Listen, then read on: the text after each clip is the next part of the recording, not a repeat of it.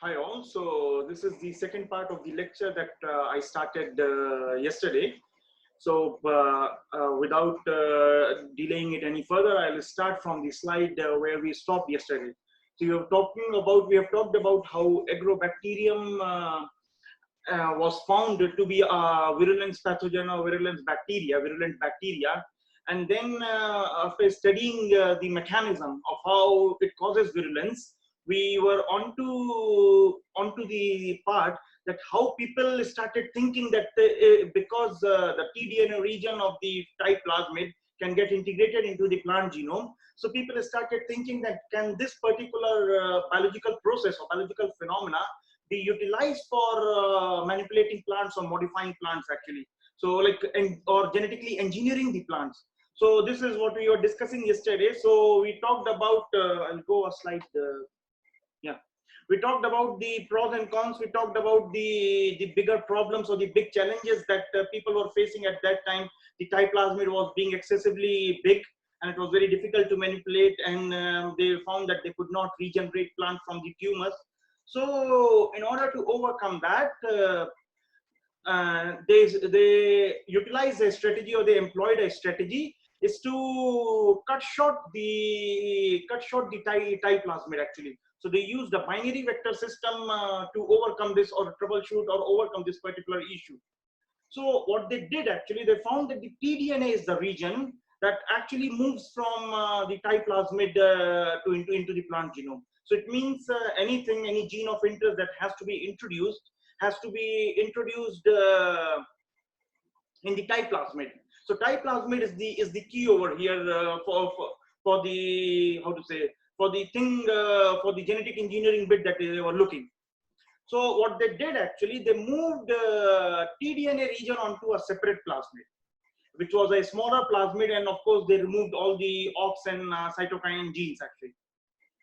And then they have the LB and RB. So those are the tDNA borders, and then they utilize this region between LB and RB on the tDNA to put in their gene of interest. The foreign gene was introduced in between the LB and RB. So as I said, that they found that anything between LB and RB can be moved actually. It can get integrated into the plant genome. So they utilize this. So instead they got rid of, because now we don't want the tumor to grow. We want only the gene of interest to get integrated into the plant genome. We don't want the tumor to grow. So we don't need the auxin biosynthetic genes. We don't need the cytokinin biosynthetic genes. So we don't need all of that. So they removed all those genes and utilized that space for putting the foreign gene.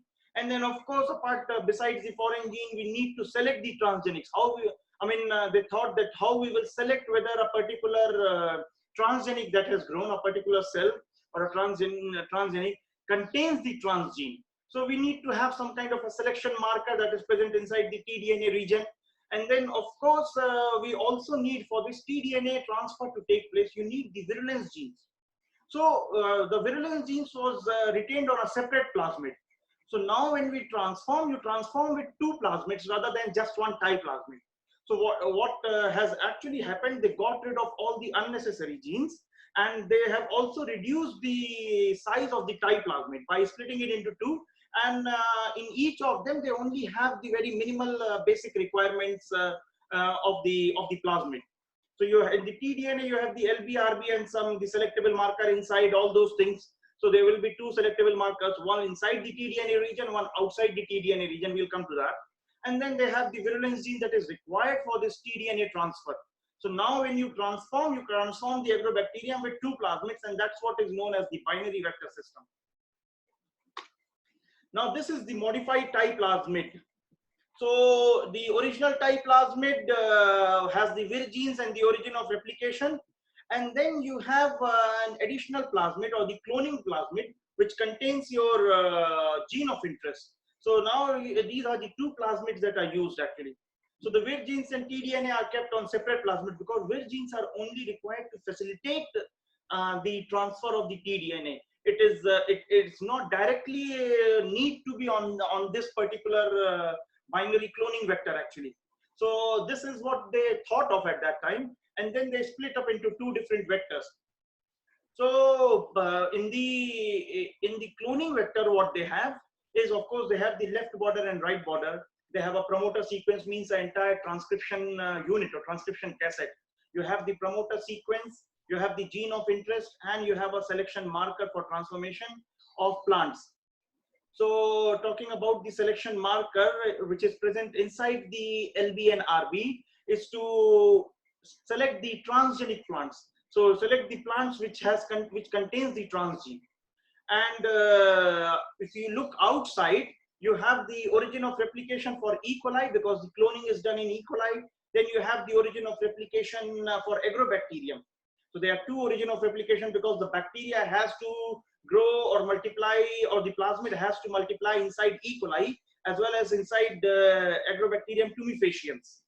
And then they have a selection marker for selecting the transformants, as in like the bacterial transformants. So for that also you need a selection marker, which is kanamycin or neomycin for phosphotransferases, HPT, hygromycin.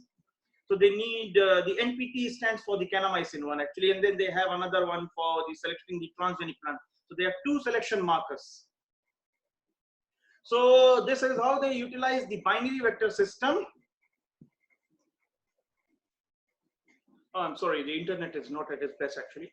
But what we are talking that this is how they modified the bulky type plasmid into two plasmids that can do the job. And you see in between the LB and RB, there is no opine biosynthetic gene in here also, because there was no opine biosynthetic gene here, no auxin biosynthetic gene, no cytokinin biosynthetic gene. And here also they reduced the size of the type plasmid, they got rid of the opine catabolism gene. So all those things have been removed, which is not required anymore for transformation purposes. So what I was trying to highlight in over here is that they have two origin of replications, because the cloning is done in E. coli, and then the transformation, for transformation we use Agrobacterium. So we need to have the plasmid to be able to multiply in both the hosts. So there are two origin of replication, and then you have a selection marker outside the LB and RB for selecting transformant colonies. When you'll do the cloning part, we need to select the positive clones. So for that also we need some kind of a selection marker for E. coli, for transformation of E. coli. So you have, and also in Agrobacterium, so kanamycin resistance with bacterial promoter, all this is present over here. And then you have a selection marker for transformation of plants. So the same kanamycin resistance with plant promoter. So this won't be active inside the bacteria. So that's how it has been designed actually. So with plant promoter, and that works inside the plant once to select the transgenic plants. And then kanamycin is one, hygromycin is another one. There are a couple of others actually. So, all right. So this is some of the common transformation protocols that I am displaying it over here. The thing to realize, or the thing to understand here, that the similar kind of thing we like for this particular slide, the similar kind of thing we'll be discussing in the plant tissue culture laboratory part that we are going through actually, or that we are sharing. So this is the Agrobacterium mediated plant transformation by callus generation. And then we have the dipping method by floral dip method, which we use in Arabidopsis. So majority of the plants, we use this kind of a system where you grow the seedlings, you take the explants, you allow the explants to grow on an auxin cytokinin medium. We will discuss this in the tissue culture laboratory. You see the callus formation, then you transfect the callus or co-infiltrate the callus with the Agrobacterium culture containing your gene of interest. Then whatever survives, you allow them to grow into plantlets, into individual plants. You undertake for hardening, and then you get the full transgenic plants actually. So this is the leaf disc transformation, which is based on tissue culture. It is used in rice, it is used in wheat, it is used in tomato, chickpea, many plants. This is a very, very commonly used technique actually. Specifically for Arabidopsis, we don't use this method. We don't have to do the tedious method of tissue culture transformation, because we can use the floral dip method. It is very, very easy. Whatever floral buds that starts coming, we dip them into a solution of Agrobacterium in presence of sucrose actually. So Crows is just to increase the stickiness so that agrobacterium can stick to the bud and then can later infiltrate. So at the reproductive tissue, you see in both the cases, here as in here, it is going through the germ line. It is going through the initial developmental stages and going through the germ line. So it gets integrated into the plant genome and becomes a stable transgenic here as well as here. This is always remember, that's how it is different from the transient expression, where it was not going through the germ line. Actually, it was not going through callus formation, and also it does not give you a stable transgenic. But this protocol gives you a stable transgenic. And then we use the flower buds. You dip them, you allow them to recover by keeping the moisture intact, and this kind of keeping them the moisture intact helps to agrobacterium to enter. Actually, you give them an optimal moist condition, and at the same time we leave them in the dark, allow the plants to recover actually, and then you let them grow. You let them grow and let them set seeds. You collect the seeds, and some of the seeds will be transformed with your transgene. All right. So this is just a standard selection procedure. Say, for example, if we are selecting on plates, so we put MS media, and then we put whatever selection is there, either kanamycin or hygromycin, or a very commonly used selection is Basta. We'll talk about it in one of the later lectures or in plant tissue culture practicals actually. Basta is a herbicide which is used as a resistance for selecting transgenics. So the transgenics or the during the cloning, as a selection marker, we use the Basta resistance gene, which is present inside the LB and RB. So all those transformants which are having the gene of interest will, like the LB and RB region, will also have the Basta resistance gene. So once you put them on Basta plates, the transformants will survive, as you see here, and the non-transformants will die off. You see all these pale seedlings, they have died off, whereas the transformants have survived. So the same goes with kanamycin, hygromycin, Basta. They are all different selection markers present inside the LB and RB. So this is for selection of transgenics. And this is again the same thing for selecting transgenic tomato plants in this case, or for tissue culture based.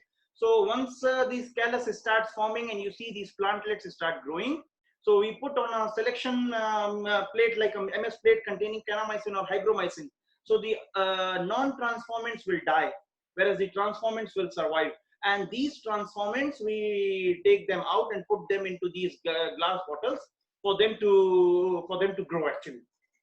For them to grow, and then we move them to the hardening process. So this is how we generate tissue culture based transgenics, and this is how we generate and screen for floral dip transgenic Arabidopsis.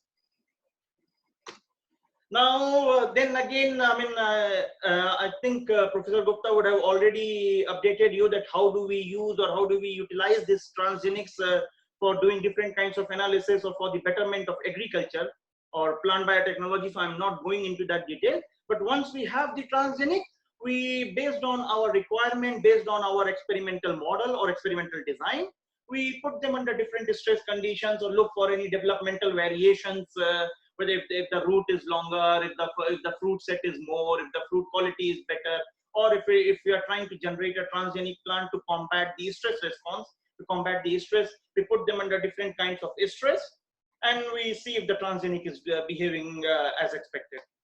And this is just a commercial example where we have tested transgenics have been tested to show these are non-BTX plants and these are BTX plants. I hope all of you must be familiar with the term BT, which is Bacillus thuringiensis. I think Professor Gupta would have also updated you about these things. So I'm not going in, but you see, this is how plant biotechnology or agrobacterium mediated genetic engineering is actually playing its role. This is just to give you a snapshot of that actually. So with this slide, I actually come to the end of agrobacterium mediated plant transformation. But as I mentioned, there are some other direct transfer techniques that we need to go through. So these are non-vector mediated. We do not require any kind of vector like we were using in case of agrobacterium to do the transformation. But these are, so that's why we call them direct gene transfer or non-vector mediated transfer.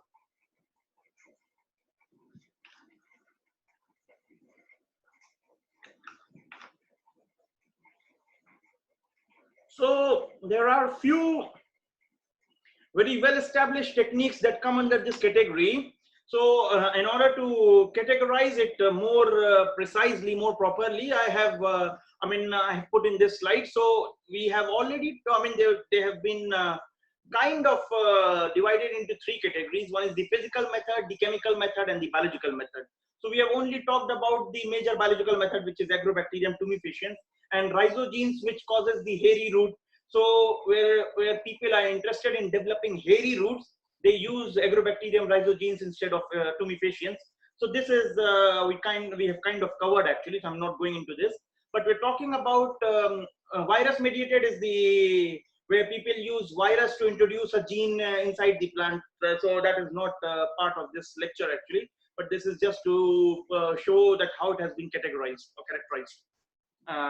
And then coming to the physical part, there are different physical methods like the micro injection, the biolistic or gene gain or particle bombardment, if you guys would have studied electroporation. And then we have some chemical methods like the PEG or calcium phosphate method. So and these physical and chemical methods are known as, are under the direct gene transfer without any vector mediated transfer. So we'll cover a couple of these over here actually. Now talking about electroporation, so you see it has a very, it's a physical method as mentioned earlier, and it has a very, how to say, a very straightforward protocol, not too much fuss. This, what you see here, this machine is an electroporator. So this gives a tight voltage pulse for a fraction of seconds, as in like for a couple of seconds, I guess 15 to 20 seconds, that's what we used to give. And these are cuvettes with electric plates actually, which act as electrodes. So what we do, we have the culture cells or the agrobacterium cells, and we have the gene of interest, or as in the vector over here, this with the selectable marker and everything with the gene of interest. You mix, we mix both of them. We put the agrobacterium, we put the gene of interest or the plasmid in the culture cells or the agrobacterium cells. We give a pulse shock. We put all the entire mixture into this cuvette. We put the cuvette inside the electroporator. And then we just give a quick voltage pulse shock for 15 seconds or 20 seconds, and then we collect the culture back or the mixture back. And during the pulse, what happens? The membrane region gets a bit porous and allowing some of the bacterial or some of the plasmid to enter the agrobacterium cells. And then this is what we say, what we take out from the cuvettes, and we put on them to the selection plate to select the bacterial colonies, agrobacterium colonies for transformation. And this is we use for agrobacterium, but we can also use for transformation purposes. So here what people have used is plant cell lines or culture cells actually. You cannot use intact plant, of course, so you use culture cells, and then the procedure is the same. You mix it, you give the electric pulse, the DNA will go through, it will get integrated into the nucleus, and then you select it, so you get a stable transaction. If you don't select it, it will express, but it will go off. There is no selection involved in case of transient expression actually. It will express, but it will then it will go off actually. But if you apply selection, so you're putting the pressure, so it's like survival of the fittest. So whatever culture cells, the plant culture cells can actually overcome the selection pressure, will survive. So that's like generating special expression, special transgenic, and this one leads to transient expression. So this is one method of direct gene transfer. We have used it for agrobacterium, but it is used for plant culture. So that's why I initially started with talking about agrobacterium, but the culture cell things works the same way. Now the other one is micro injection. Now micro injection is we use a very, very fine needle these are special tips, special needles. It's not the normal injection needles. So it has a tip of 0.5 to 1 micron, and with proper precision, with proper handling, we inject it, we try to inject it, it's a DNA solution, we directly try, no agrobacterium involved. Similarly in this case also, if we are using culture cells, there is no agrobacterium involved. No agrobacterium involved. Of course, I mentioned about agrobacterium, but because we use this technique for agrobacterium transformation as well. But in this case, if we are using culture cells, there is no agrobacterium involved, and we can directly try to put the plasmid inside the culture cells. Similarly, here also there is no agrobacterium involved, and you take the DNA solution, and it is generally at a point above the tiller node or something. I mean, this you have to practice, and it comes by precision. I have done it once or twice. So we try to inject it such that it enters directly the nucleus, and you have to select the stage so that it gets integrated into the genome. So it has to be like 14 days before meiosis. So it gets integrated into the genome when meiosis is taking place, and it becomes part of the haploid cells. So all those things have to be taken care of. It's a very, very tedious technique, and with a very, very low efficiency rate. That's why agrobacterium is preferred over these kind of physical techniques, because it has got a very high efficiency rate compared to some of these, and it's of course less tedious compared to some of these actually. Then the other one is the DNA delivery system by biolistics, or the gene gun method. Here we have gold particles. You coat the gene of interest or the DNA of interest onto these gold particles, and then you use a gene gun or something to put onto the target explant. And then these target explants are again undergo selection. So you select them, and whatever survives has received this transgenic or transgene, and they grow, and the rest dies actually. So this is again, this part we have seen in the tissue culture bit, but before this, instead of using any kind of agrobacterium or micro injection or electroporation, we use a biolistic gun or a gene gun actually to bombard, is also known as particle bombardment. So this is to bombard the gold coated DNA particles onto the target explant. Now, DNA delivery by biolistics, I mean, of course, it appears very handy, it appears very cool, but it has its own advantages and disadvantages. Of course, it's a simple operation with a very high efficiency rate. And we don't need to obtain any kind of intact protoplast, or any kind of microinjection is required. And it offers to place DNA and RNA exactly where it is needed, like it goes directly into the cell.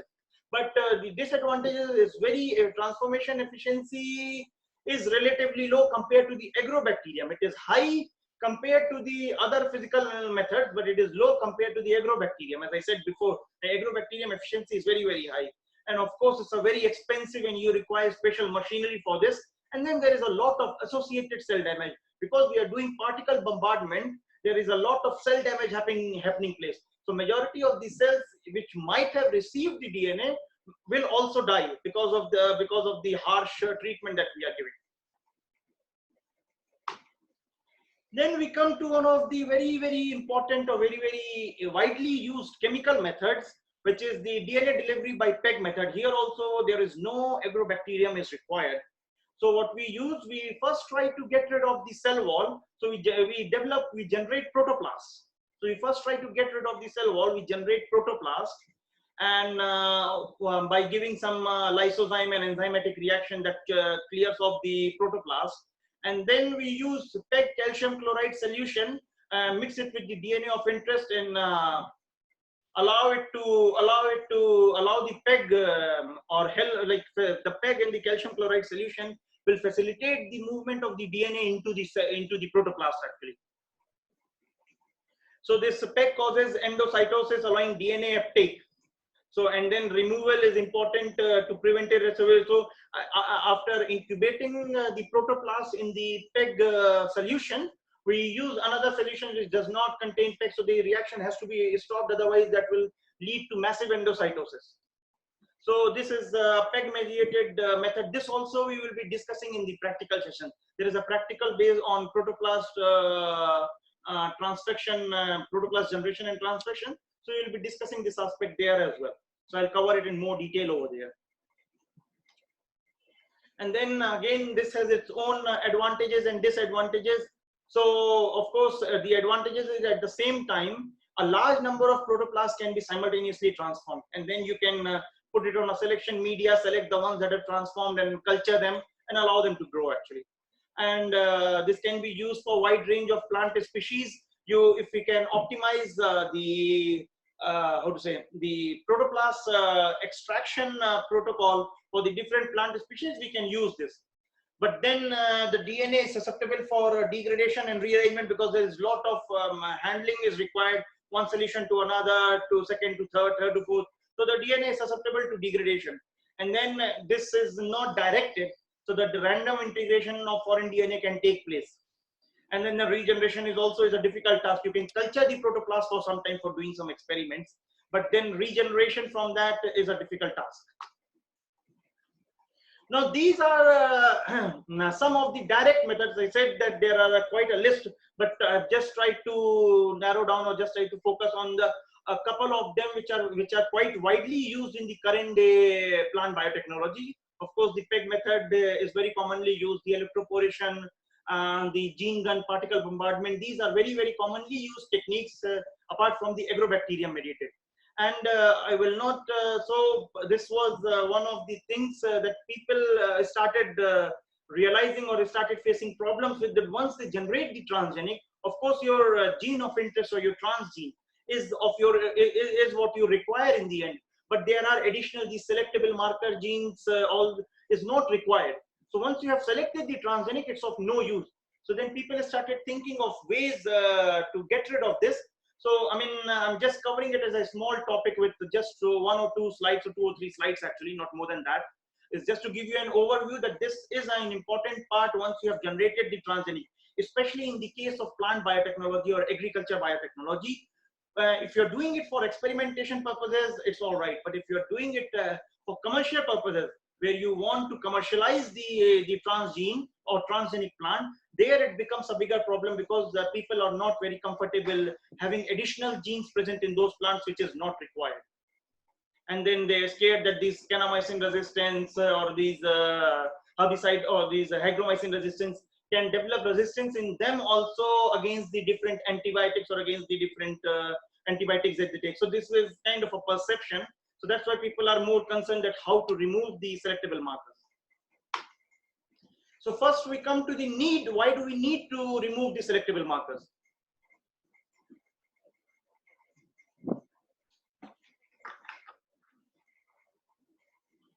So as I mentioned that it has a potential impact, it could have a potential impact on the transgenic crop for both food safety and environment. If you release these out in the environment, they are resistant. So these transgenics, I mean, cannot be killed, or how to say, you cannot apply herbicide, you cannot apply any kind of antibiotic because they're antibiotic resistant. So it's a potential damage or potential threat to the food safety.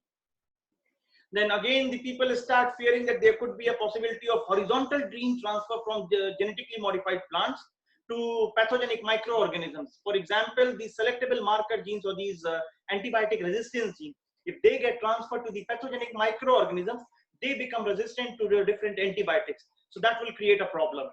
Then risk of marker gene transfer from GM crops to wild relatives.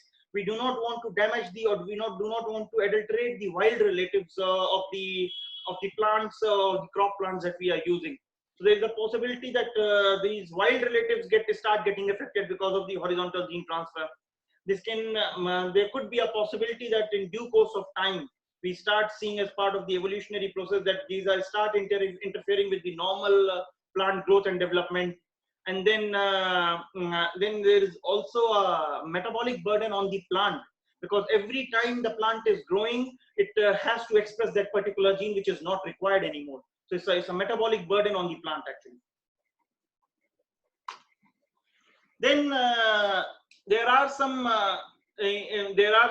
non-selectable marker genes which can be used, which can be utilized for selecting the transgenic, but they are not exactly the selectable markers. So we have these reporter genes like the GFP, GUS, luciferase, all these act as the selectable marker genes, but they are not antibiotic resistance genes, actually. So that's why, and you cannot use them, you can utilize them for selecting your transgenic. Say if you have a GFP marker gene in there, so you can check under the microscopy and you see whatever is fluorescing, you take that. So these are not exactly selectable marker genes, but these are reporter genes. You can utilize them for selecting your transgenics. So one way of getting rid of these selectable markers is using non-selectable marker genes actually. And then there are different strategies for marker-free transgenics. I'm not going into all these things. I mean, this slide was prepared for a different purpose actually.